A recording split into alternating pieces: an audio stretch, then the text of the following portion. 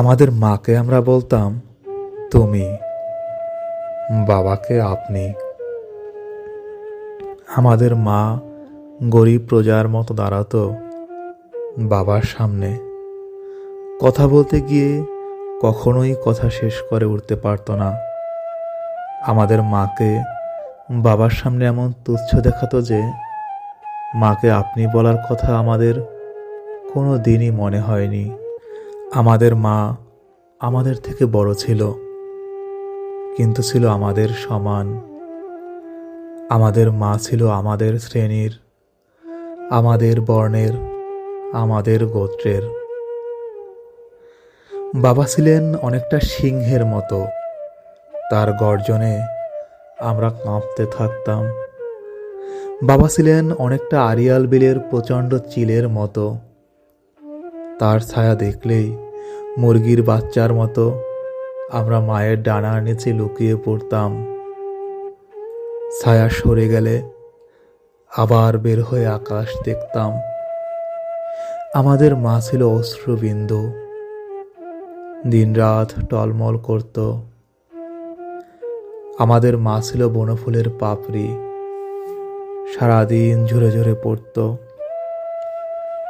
আমাদের মা ছিল ধান ক্ষেত, দিকে দিকে বিছিয়ে থাকত।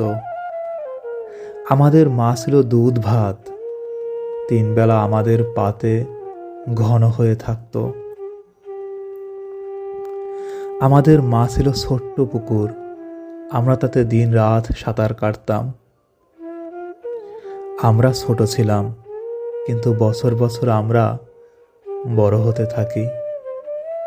আমাদের মা বড় ছিল, কিন্তু বছর বছর মা ছোট হতে থাকে। ষষ্ঠ শ্রেণীতে পড়ার সময়ও আমি ভয় পেয়ে মাকে জড়িয়ে ধরতাম। সপ্তম শ্রেণীতে ওঠার পর ভয় পেয়ে মা একদিন আমাকে জড়িয়ে ধরে।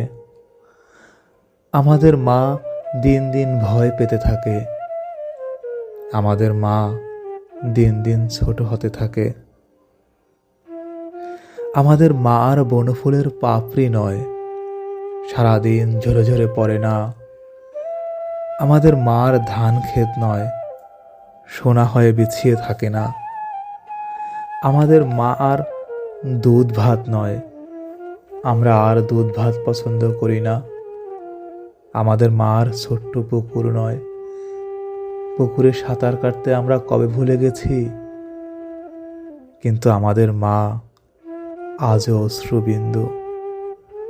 গ্রাম থেকে নগর পর্যন্ত আমাদের মা আজও টলমল করে।